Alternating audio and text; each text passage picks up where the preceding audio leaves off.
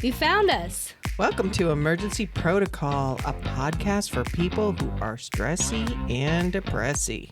We are your hosts, Denise and Jackie Freed. That's my mama. And that's my baby. We are sharing our 12 steps reimagined for today's society. And our bumpy, pothole-ridden spiritual paths. And we're bringing you along for the ride. This is us doing the actual work. When the shit hits the fan, you know it's time for Emergency Protocol.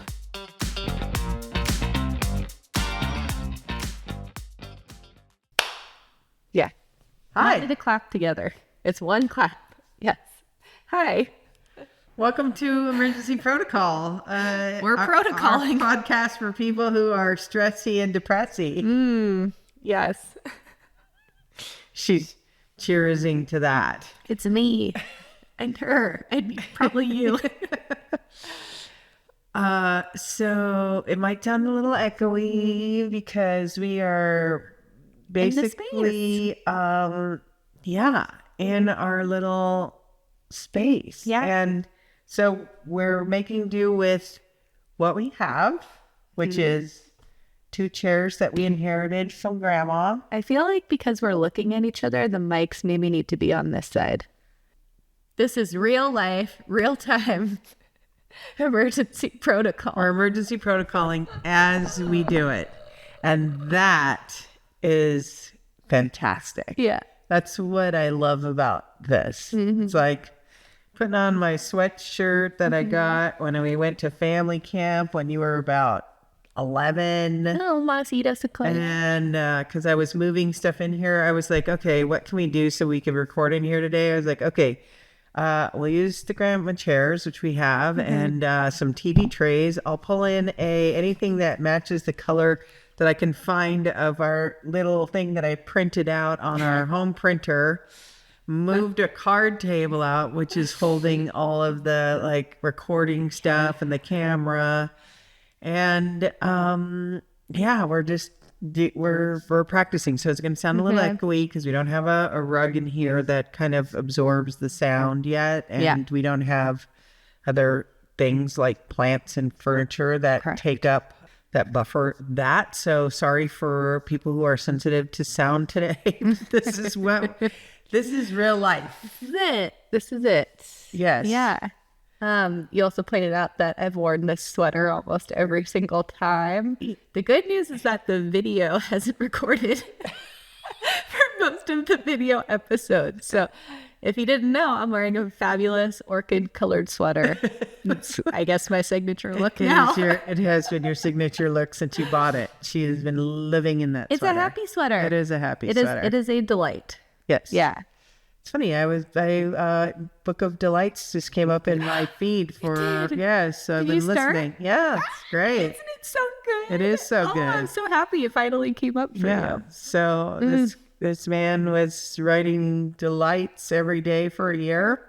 And just when you look for delight finds you and you find it. And it's kind of a thing where, you know, if you're looking for things to be grateful for, all of a sudden you're just more grateful. That's just how it is. If you're looking for things to be upset about, there's a lot to pick from.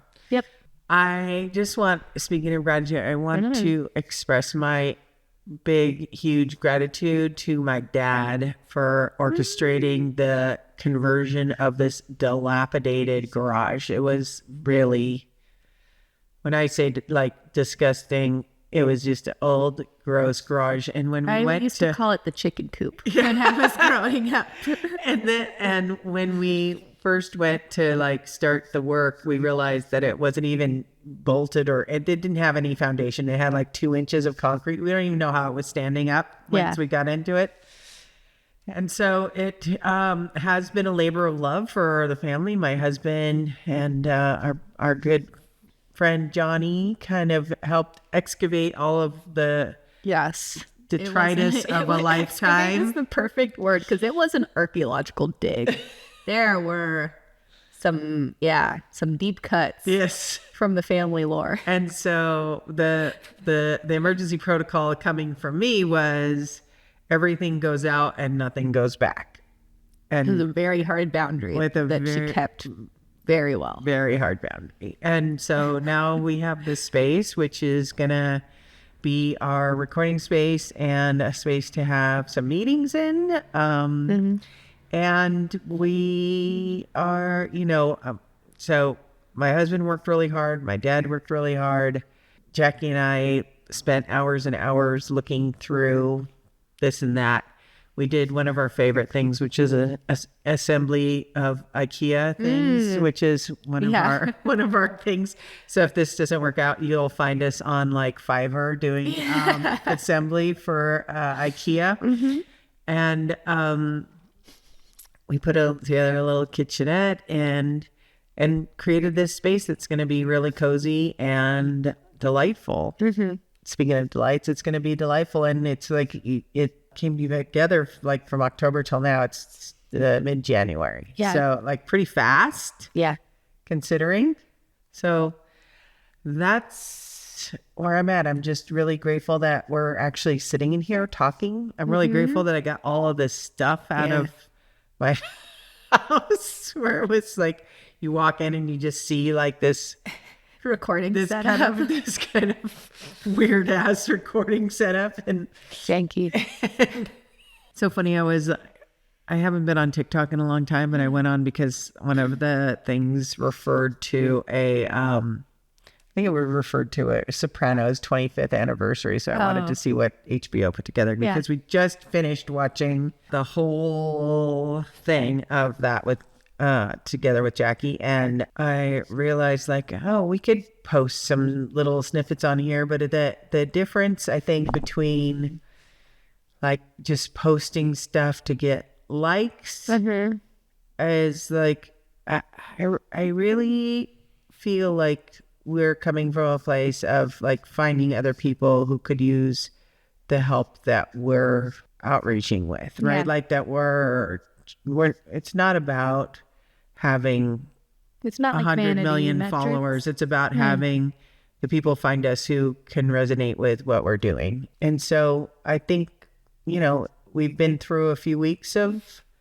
the protocoling, right? Like moving stuff around, keeping the boundaries, asking for help where we need help, saying I don't need help when I don't want help, that, that kind of thing. And also, had a couple of other things that I did where it was interesting for me to not take control of everything. And then some places where I've had to assert my control over things.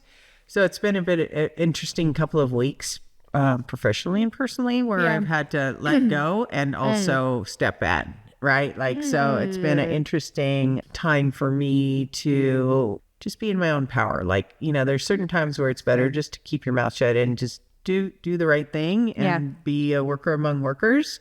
And then there's other times where it's like, okay, I need to lead through this and I'm going to just start doing that. Yeah. Right. And so, it's been an interesting couple of weeks. Yeah. What's going on with you? What's going on with me? Just, I don't know. I'm in a funk again. And I'm like, God, I'm back here again. And that's the fucking work.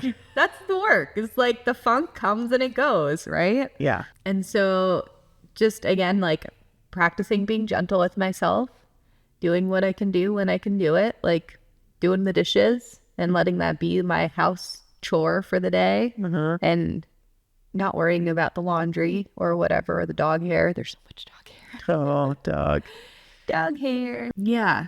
I don't know. I'm definitely, feeling itchy. I feel itchy this year. And talk about why you got that itchy. You told me the other day you were watching something where the characters talked about itchiness. Weren't you saying something about somebody came in to the room and you're like, oh, can you go out because you're making me feel itchy? Wasn't that you? That was somebody else? Okay. No. All right. Never mind. Feeling itchy. It's an energetic thing. Oh, I had a weird interaction with customers at the store. Was that it?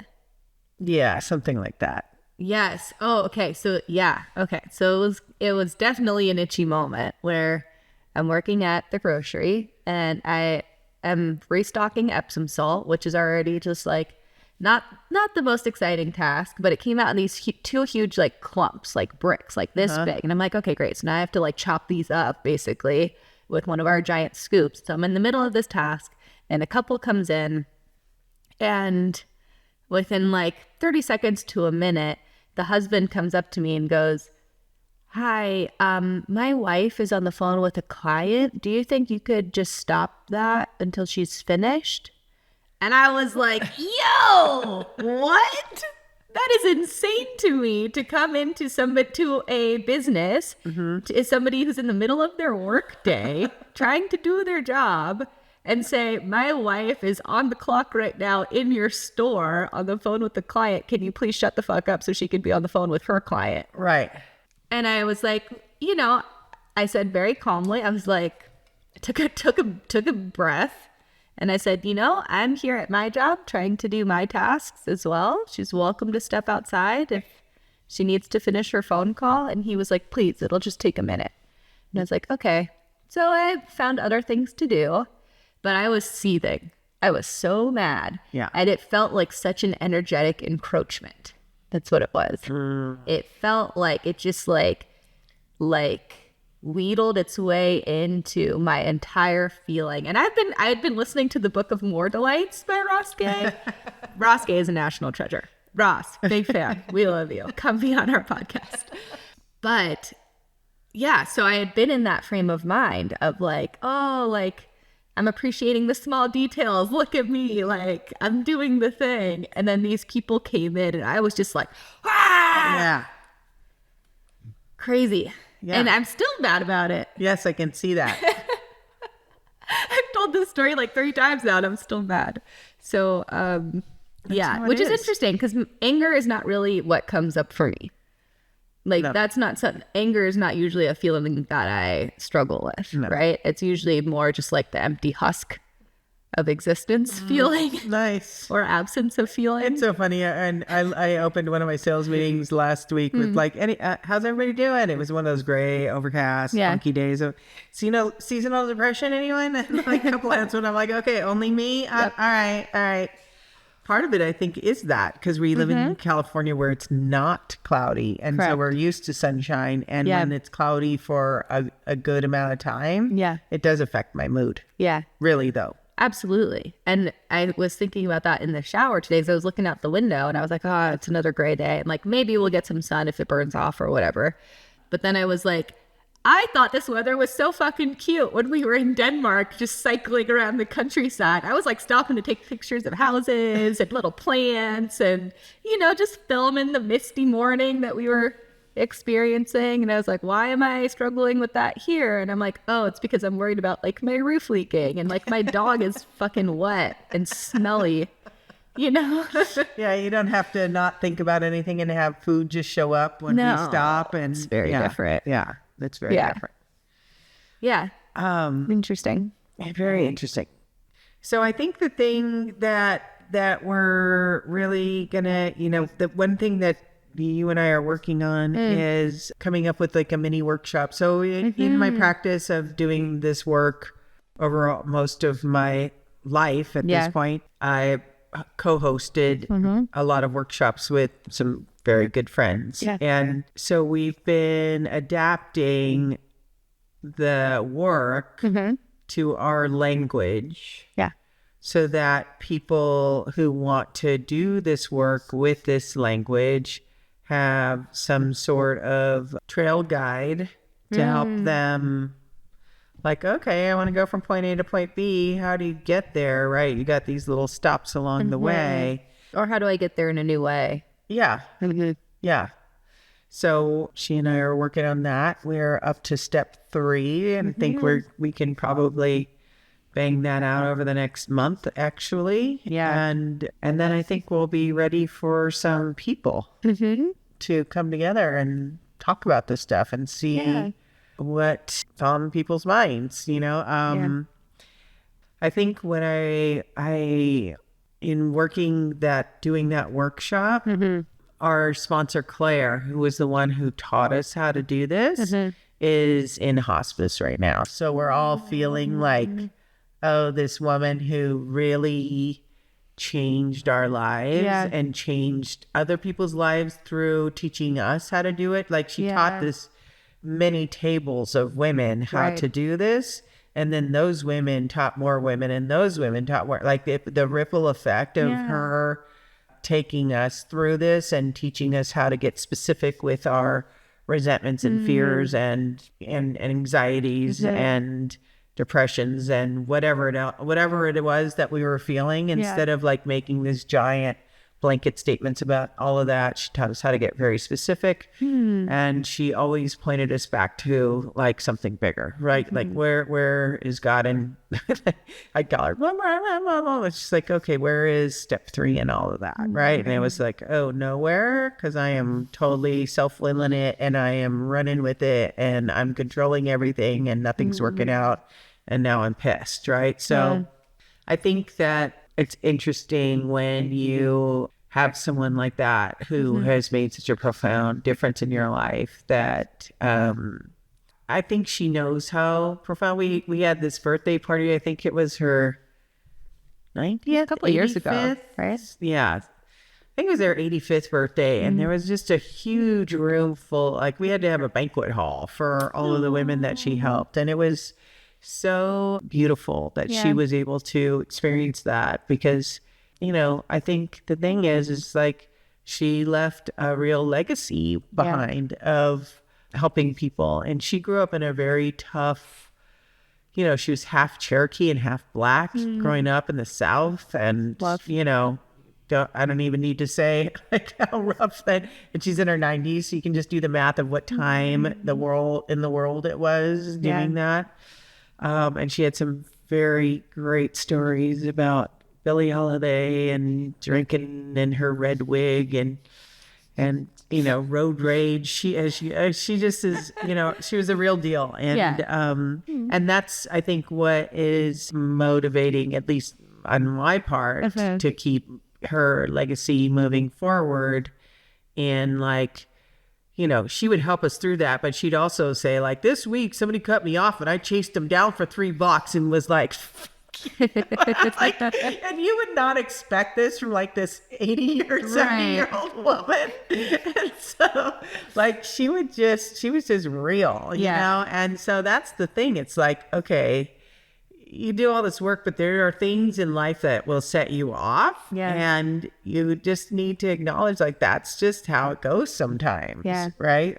So Claire's on my mind. I think it was because I watched this thing today with Adele and a teacher that meant something to her in her life. And it was like at her concert. And it was a very like beautiful moment. And you know, when you have those people in your life that change something in you forever, it's a pretty powerful thing, you know? And so I just feel super grateful that she taught me how to do this and my friends how to do this, and that we keep her legacy alive by continuing to do this work with other people. And whether it's in this way or in the way that I've always done it, it's still a part of who I am. And it won't ever probably be any different, which is spectacular, because I went to a regular 12-step meeting this week. And I heard somebody share, and they're like, yeah, so I went through the steps a couple of times. I'm like, a couple of times? Like, I went through them a couple of times,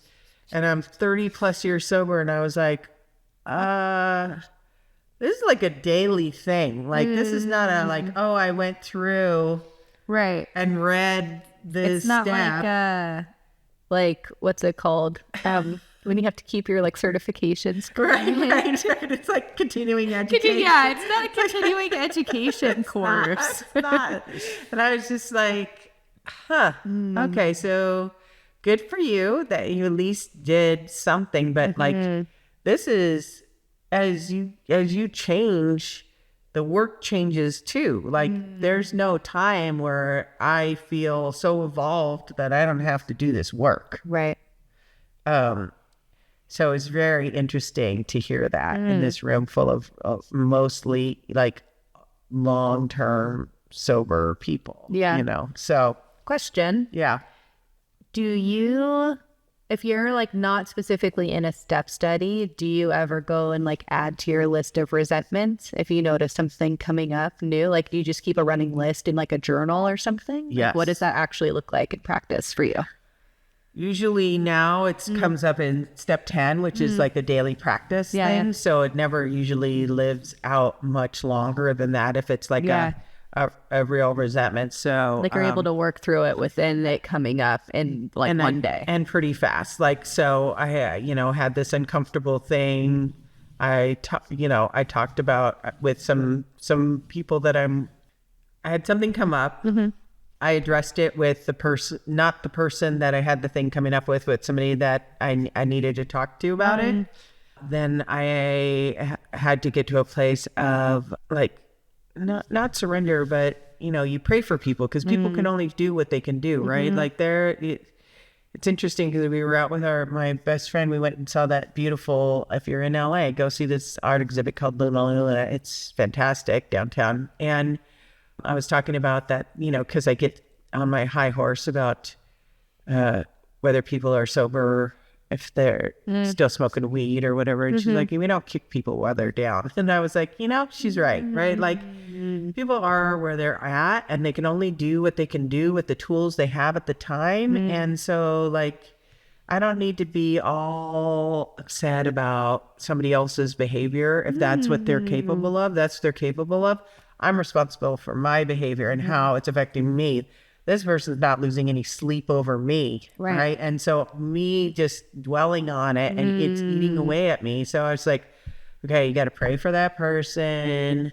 I need to hope that person gets everything in life that they need. I need to like just, let it go and then do what I need to do to take care of my side of the street, which is like really just for me in this instance, just let the whole thing go and also take not control, but lead through it. So it was actually kind of a control thing. So it was a kind of like I had to take back some leadership and control that I felt like I had lost. And, that did it for me because now it's just like, whatever. I don't have to live in the ick of it. Yeah. But there's also times where it's like, you just can't get there that fast. Well, it's also, there's the times where people just keep grating on your nerves, right? And so you let it go and then it comes back and then you let it go and then it comes back. I mean, after being, sorry, Michael, if you're listening to this, I love you. But, 38 years into a relationship, there are ups and downs and there's days where I'm just like, I love you and I want to punch you in the face, right? And it's like, that's just how it is. And then I get to a place where it's like, it's okay. We're all good. And then something gets triggered and I'm like, I'm going to punch you in the face again. And so it's kind of like, we never get past the point of like maybe being triggered by something or there's something in us that brings up that, like a dog I just feel like the fur coming up on the back of your neck, right? And it's like, I can't control that visceral response to whatever's coming at me. But once I have it, I can either choose now to go, I'm going to get into it with you and we're going to have a dog fight. Or I can just choose to not say anything and step away from the situation. Or if it is something that does need to be said in that moment for everyone's sake, then you say what needs to be said and you hope everybody can lick their wounds afterwards and come to some agreement, right? So depending on what the situation calls for, there's a time to stand up for yourself and there's a time to walk away. I don't know. In what context are you asking? I was just curious of like where those things, where they actually like live. Got it. As you're practicing them. So it's not like, I'll just put it in a Jewish term for you. It's not like Yom Kippur where we have one day and we just like ask No, I know that. It's convenient, I will say. But that's helpful. I would love to tell that story. Can I tell a story about when you were a teenager and Yom Kippur? Sure. Oh, yeah. Fine. Okay. So Jackie's in middle school, which we all know middle school girls are not the nicest people. No, it was super cunty. Not the nicest people. And this is in the day when we had regular phones. Yes. And also we had the desktop in the breakfast room where we could see what Jackie was doing because the internet was new, where like all our kids are watching porn, they're being cyber stalked, and none of it was happening to your face. But that was what was being told to us. So as parents, we're just like, oh, okay. Anyways, she's at the breakfast counter and she's talking to somebody, and she was super bitchy to this person, then hung up on her. And I was like, oh, okay, whatever that was, you need to call that person back and apologize. And you were like, Mom, I'm a Jew. We have a day for that. That's hilarious. And I was like, yeah, no, that day is today. That day is today. But I don't even remember that, but that sounds accurate. Yeah. Did I do it? Did I call? I think you did call. I think I made you call, and you were mortified and super pissed. But it transferred all that anger to me instead of whoever that person was, who probably deserved it too. But it was just like, okay, this is not how we talk to people. Yeah. Yeah. And so bringing it back to the initial question is like, it's ongoing. So because the longer I'm away from having things that buffer my feelings and being in my body and being present, the less I am willing to sit in the discomfort of unresolved resentment. So like those things tend to get fixed faster. Like those supercharged moments are like, you have a bigger muscle for it. yeah. And also I'm just like not willing to sit in the ick. Yeah. Like I don't want to sit in that. I got no buffers. Like I don't want to sit in that. So I'll do whatever I have to do to get out of it. Yeah. Which is also a preventative thing, because when I say like restrain independent time, don't say things or don't write things, like don't send the email when you're pissed, because I can exercise that muscle. I don't have to apologize to people who are pissing me off. Okay, wait. My turn to tell a story. Yes. So a couple of years ago, Mom was honored by Miriam's House. He received an award for all of the work that he's done to help women get and stay sober. And so I got to read a little speech. And I'm pretty sure one of the lines was like something about you wanting to keep your side of the street clean because you don't want to have to make amends. Correct. Which is true. I Who wants stand to by make that statement. amends to somebody you're pissed off at? Like Right. I don't want to be the bigger person. Right. I want to be the bigger person. It's better to just like emotionally compost it.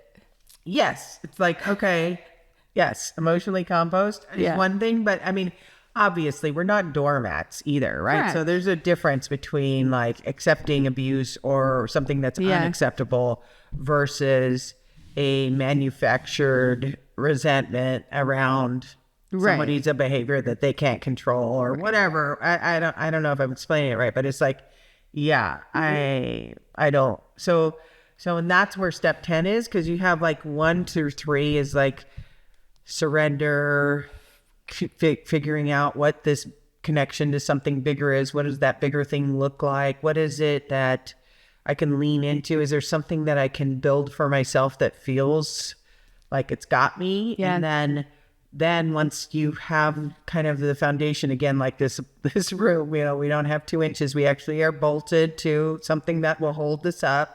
Then you do some investigative work and you start churning up the whatever that has been dormant and sitting in you for all this time. And you talk to somebody about it, and then you start like, in the practice of it, it's like, 6 and 7 is where I noticed that about myself, where I'm like, this is where my fur is up and I'm gonna start being a dick to you.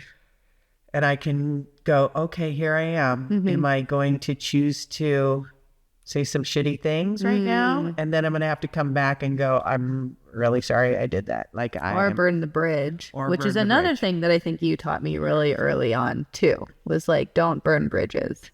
Right.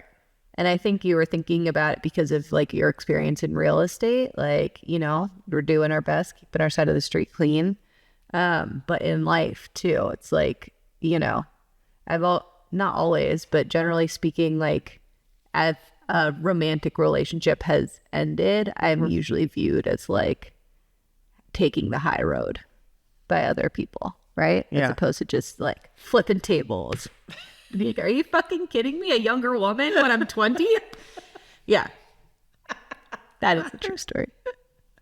Anyway. Yeah. So then you're at 6 and 7, and then you do this amend step. So now you're having to like eat crow and go like, oh, go ahead. I have an amends update. Yes. If you've been tuning in for a minute. Carrie did receive the money for the dress. Oh, good. Yeah. The only problem is that she hasn't found a tailor willing to do the repair. All right. But I was like, hey, maybe I can help with that. Like, I'm happy to call some people in Boston if nobody in Longmeadow, Massachusetts can do it. Nice. Yeah. So that feels good. Feels good. Did she reach out directly? She sent me an email. Yeah. That's nice. Yeah. Aww. So, Feels USPS, good. more trustworthy than we think. I was like, you sent cash in the mail? Huh. It was in a very long, like, Yeah. discreet envelope. Anyway. Yeah. Yeah. That's great. Yeah. It feels good. It felt good to have it be acknowledged too. And be like, okay, like I can officially put this to rest and like be done with it. Right. And that's the thing. It's like, okay, when you have this buildup of all these little like trolls on your shoulder, like the dress, like, you know, all the things that I have that are building up in, that are like screeching at me. It's like all of that is what makes me not want to wake up and go do my day, because it's like, I don't want to wake up and have this whole committee of fucked up stuff start at me. Right. And so it's like, the more that you can kind of pick them off and go, okay, I don't have that anymore. It's not, it's just like, it's gone. Right. And, so that's where 8, 9, and then 10 is kind of, you know, rinse and repeat this whole procession of 1 through 9. Right. And then 11 is like, how do I stay connected to this thing that I built for myself? And 1 through 3. And then 12 is what we're doing, which is like helping other people, talking to other people, bringing people in. How do you do this? What are you doing? How do I share this with you? Yeah. No, it's fun. I mean, if you call this fun. For me, I do call it fun. And it's nice too, like as it kind of tiptoes out into the world and starts reaching more people. We've been getting a lot of really lovely feedback about it. And I'm like, and to me that feels so good, because I'm like, we're not alone. Right. Like we're doing this to show you that you're not alone, but it's also nice to know that we're not alone. We're in also all of not this. Yeah. I did not set a timer. So I have no idea it's been how a minute. long we've talked, but I think that's a good place to end. And I'm super happy to be in this room. You know, life is pretty good. Like I am a blessed, by any measure you have, I am a blessed woman. And I feel that, especially today, sitting in here for the first time, post rain, fucking slapping together. A space for us to do this, but being able to slap it together is like, okay, we're doing it. Yeah. Okay, being messy. It's okay. I also like that this like butts heads against the, especially being in Los Angeles, Instagram culture and like Pinterest culture of everything needs to be exactly presentable and aesthetic and cute, like, and whatever. you know, I have my special, I'm sure we're gonna get there. It's gonna look pretty, but because I want it to feel like us. More about the energetics of the space and how it visually comes across. Yeah. But I kind of love that as like a fuck you to that whole situation. Like I don't even have a full face of makeup I think on. that's because it's more that's more TikTok than Instagram. feel like Instagram is way more curated and TikTok has more real people, but now it's kind of blurred because there's so much economy in TikTok. But yeah, I don't think we're ever going to be like, I'm going to go get a blowout before we do a podcast. No, definitely not. I mean, my nails are, I hope you can't see my nails. They're kind of janky. It's all good. Yeah. We're all good and we're imperfect and you're imperfect. And guess what? We're okay being not okay. Yeah. And we're going to all be not okay and okay together. Yes. Because like when you're not okay, I'm okay. And when I'm not okay, you're okay. And it kind of all works out that way. Like we can just lean on each other for what we need when we need it. And it's pretty cool. Yeah. All right. Well, drink some water. Drink some water. You're a fucking miracle. Have a great day. Thanks for joining us. We're glad you're here.